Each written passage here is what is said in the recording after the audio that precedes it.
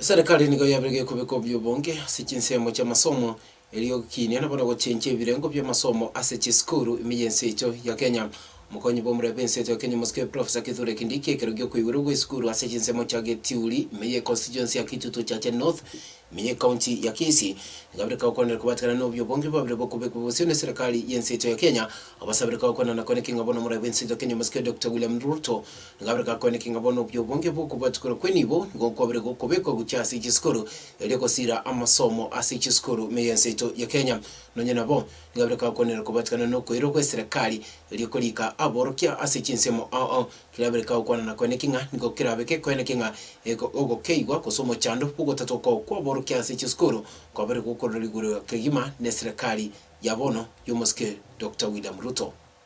Kenya to Getiuli Mixed Secondary School.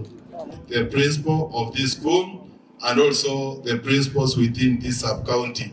That one is information he shared with the... Pili Mheshimiwa Naibu Rais, vile umesikia hawa hii shule ilianzishwa 1996. Shule hii uweze kutusaidia itoke kutoka C4 ije mpaka C3. Kuboresha mambo ya elimu hapa Kenya.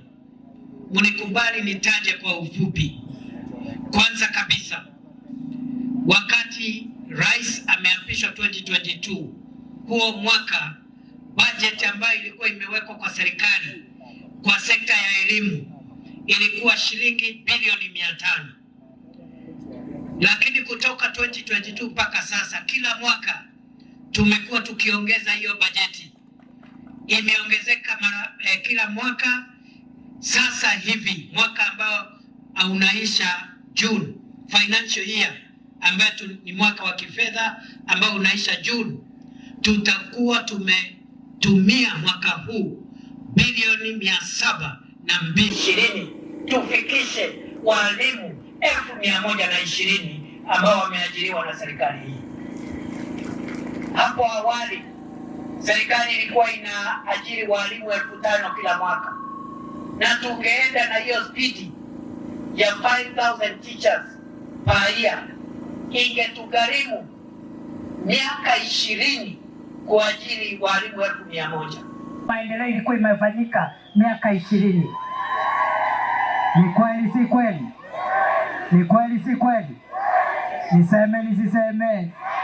Niseme nisiseme? So ningeomba Our Excellency the Deputy President, boholi yako ni launch kwa hii shule. Watoto wawache kwenda mtoni, kwa sababu hata mkienda mtoni hapo ndio unapata watoto wasichana wanabakwa. Wao na utusaidie katika ujenzi wa taifa letu la Kenya.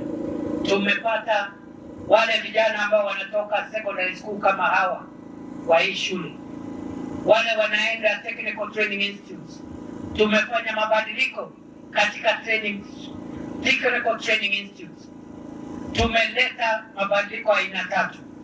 Kwanza tumeleta mambo inaitwa recognition of prior learning, ambayo inatambua wale ambao ni mafundi lakini hawana certificate.